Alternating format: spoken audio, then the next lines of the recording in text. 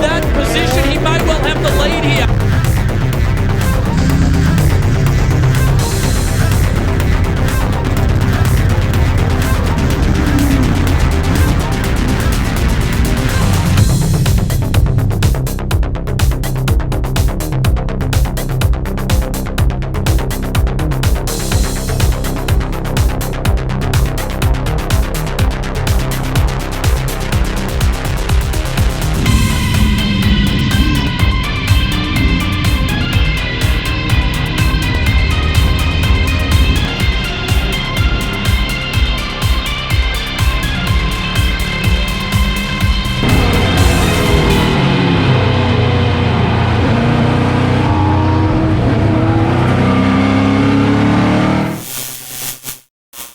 Okay, we're here with Keith Carling. Now, he's a humble man, I think, but he's a bit of a legend for some of us. Keith had the 300ZX twin turbo, and Keith has graciously agreed to sit down and have a bit of a chat about it. So, how you doing, Keith?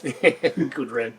And where do we want to start with this car that, in some of our eyes, especially the Nissan guys, but the sports sedan guys, is a bit of a mythical car in some ways. How did it all begin? Are we talking the 300Z? Yes. Okay, that's interesting. We had the RX-7 at Sandown, and I had a friend who was actually a Nissan dealer in Dubbo, and he was one of the sponsors. And he said, "Oh, if you're going to Sandown, you need to catch up with the guy who is the Nissan Motorsport manager, who used to run, Fred Gibson stuff and all that sort of thing." I can't remember his name. He's a really nice guy. And anyway, he came over and he said, "Why have you got a Mazda with a Nissan engine in it?" And I said, "Oh, well, because we've built quite a few Mazdas over the years, and we've always had turbo engines in probably since 88 right through till 91. And I said, well, the cost really, we're only a budget operation, and we wanted a turbo engine. And he said, well, there's a new 300ZX coming into Australia shortly. Would you be interested in building one of those? And I said, well, yes, okay, I suppose I'd like to. And they said, well, there's 3 cars, evaluation cars in Australia now. We can't sell them because they haven't got ADRs, and so we're going to throw them in the crusher. Before we throw it away, would you be interested in getting the fiberglass mould and what have you from a 300ZX? And I went, yeah, that would be interesting because Anyway, so Barry Campbell, who I'm here with today, I said to Barry, because he used to do all my fiberglass work, he flew down to Melbourne and Nissan's plant him with one of these 300ZXs and did a full body mould for the 300ZX. And had you seen a 300ZX No. when they brought it up? Nobody. You had no idea what it was going to look like. Obviously, you knew what the earlier Zs were, but there was a bit of a departure with the 300 in the body shape. Yes, it was. And anyway, we thought, oh, this is going to look pretty nice. So, and then we got on to Phil Ryle had been building some of the Mazda stuff. Barry used to build the chassis for the Mazda, and then Phil Wright would do all the running gear and what have you. And we thought, well, if we're going to do it properly, let's do it properly. So, thought, okay, we're going to build a complete new car. And obviously, Nissan were interested in keeping the V6 engine and all that sort of thing. So, the chap from Nissan said, look, if you want to go to America, here's the contact details for Nismo in California, who are doing all the The IMSA cars and what have you. Well, okay, that sounds okay. So we went to America and met these guys, and they were really nice guys, and told him what we were doing. Anyway, so we ended up we got some parts for the V6 that were obviously you needed to keep the thing alive, Yep. and we got a lot of stuff from that. And then Phil decided that we needed the right turbos, so he sourced a couple of ex-Renault Formula One turbos, beautiful little turbos. And anyway, so we put the thing together. It took a couple of years, and we finally put the thing together, and it ended up being quite a weapon. And so the motor, I know a lot of people were like, it just had an IMSA motor in it, but it sounds like it didn't. It had like some IMSA parts, some F1 parts, and some stock parts. There were stock parts, Yeah. but there was lots of bits from America, Yeah. which would keep it Going. living. Yeah. So, but it was but in those days, very, very early days for the injection and what have you. And in fact, when we were talking to the guys in America, we ended up, we were talking with Richard Bentle, who,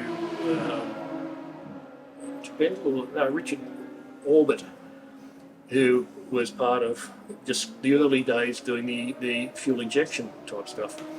And so they actually, through us, got onto him for getting some of their stuff through their stuff as well. But yeah, it was very agricultural in modern terms. Because we had like a knob to turn the boost up and things like that. And yeah, it was quite agricultural. But anyway, ultimately it did go very well. And so I suppose it's okay to say now because you're not racing the car anymore, but what sort of power did you have? What sort of boost were you running to make that power? Was it on the edge of hand grenading all the time, or did you run it quite conservatively? Well, I was running about 2 bar, and the car weighed about 1,100 kilos, and I reckon when we ran at Bathurst, those 2 races in Bathurst in the championship, I think it was 1,000 horsepower.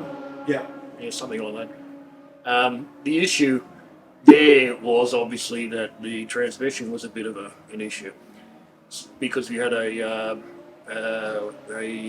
DG3, I think was the gearbox, and the second race in after Bathurst, you could hear it, the ground pinion was just roaring. yeah, And so we thought, okay, we're going to need another gearbox for sure, something a bit stronger. yeah.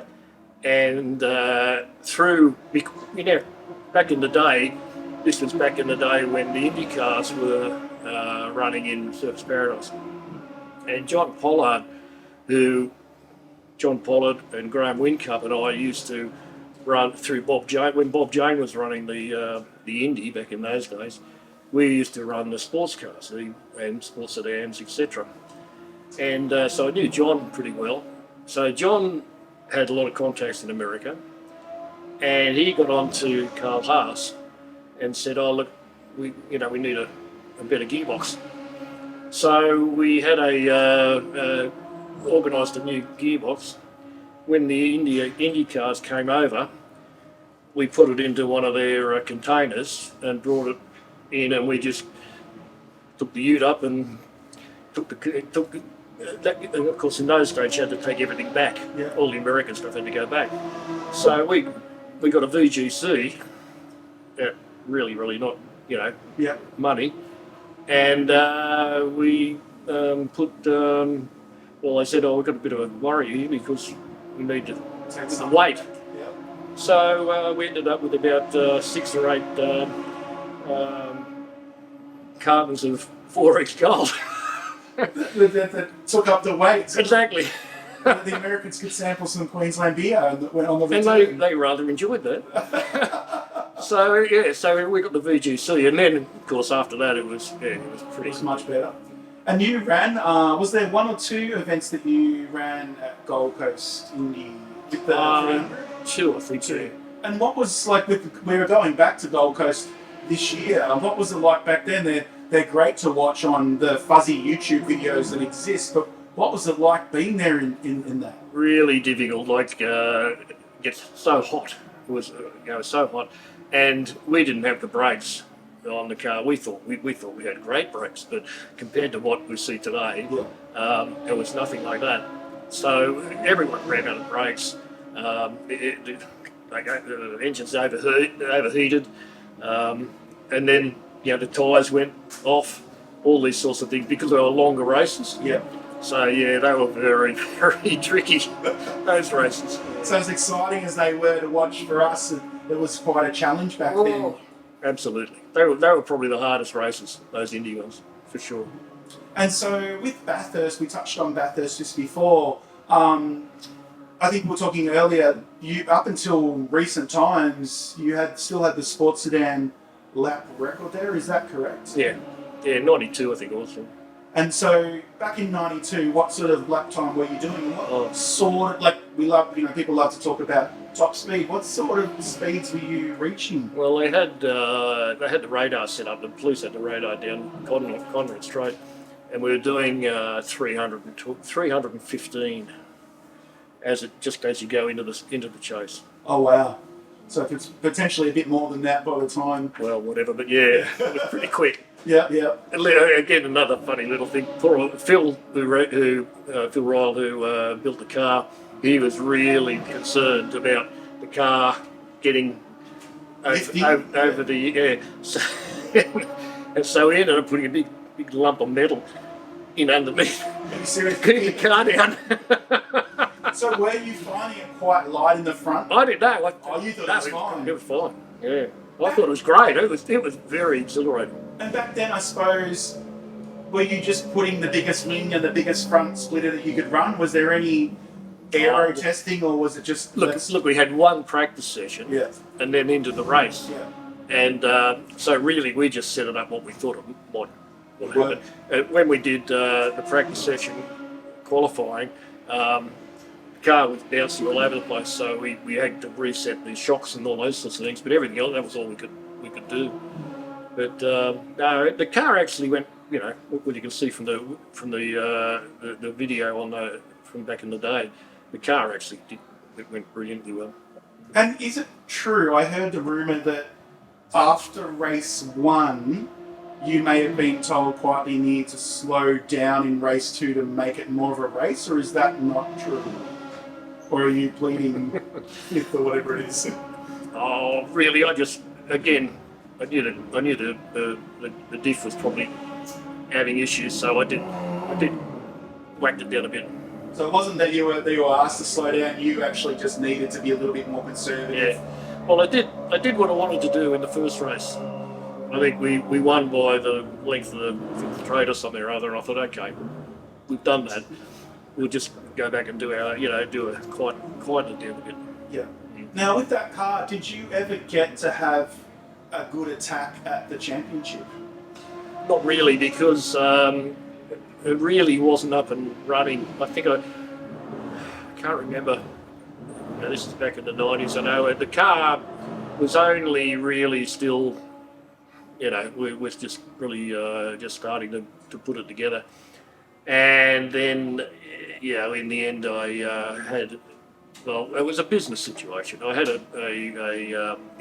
in that particular point, I ended up having the ability to take over the whole franchise for AV Jennings in the western New South Wales, and it was going to be a big deal. Yeah. So I basically said, look, okay, I'll just put racing aside and work for a few years. Kerry said, if you want to sell it, and I thought about it, and I said, yes, okay, well, I'll sell it. And that's why I ended up buying it in, 93 or whatever it was. Yeah. So, again, another rumour that was floating around was that the car was banned. And I thought that for a long time, but it sounds like that was never the case. Look, there was people who were a little bit upset about it. But it was quite like you say, it was eligibility wise, it was fine. There was nothing wrong with all that. But I think when I sold the car and then Kerry decided to put a chev in it, everybody said, "Oh, it's, let it all quieten down." Without going too much of it into the current situation that we have at the moment from a similar type of car in a way, not the same, but another Nissan turbocharged going very fast at Bathurst, and obviously that's got people talking. Is it sort of funny to think that 92 that happened and it's taken all this time for a turbo car to start showing its potential? What's your sort of general thought on that? Is that funny, or do you think it's... Oh, well, he had the issue, the guy from Tasmania, he had the issue that I had, which had just tear the tyres off. Yeah. And that was obviously his issue as well. So that, if we'd had, traction control and all sorts of things, so the car would probably go a lot quicker. Yeah. But I don't think, it wasn't even a chassis car, I don't think. No, it's not. It's a 4-pan car. So, I'm not surprised that they did it. And it was good doing all the things. Are you surprised it's taken this long though? Because, I understand that back then it was quite early technology in the turbo injected sort of world, but it's taken this long for it to sort of show that turbo could be quite threatening in the class. Like, that's a big yes, gap. but see, I always knew that a quick turbo car was going to be very good. Next car. Yeah. It's a classic example, and it's a disappointing that Nick's had so many issues, because I think that car is definitely a winning car with just the FJ20 on it. So no, I always thought it was going to be a quick car, but you're right. I think it is surprising that it's taken this long. Yeah.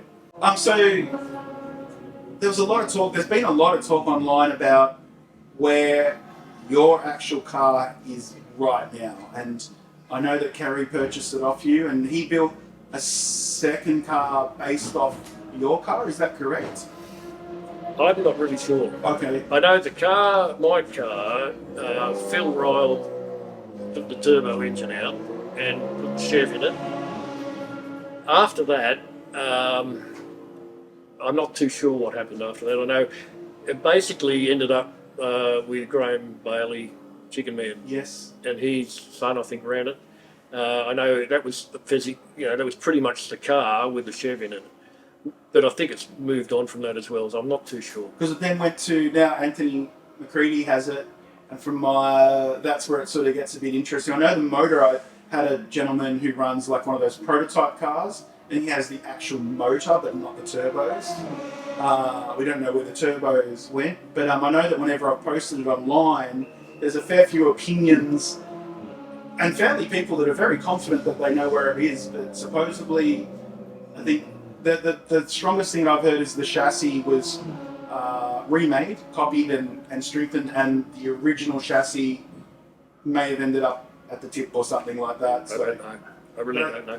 And as far as the turbos are concerned, and again, it was a wild rumour that somebody told me that they had gone to Rockhampton or something like that on a speedway car or something, but I really don't know.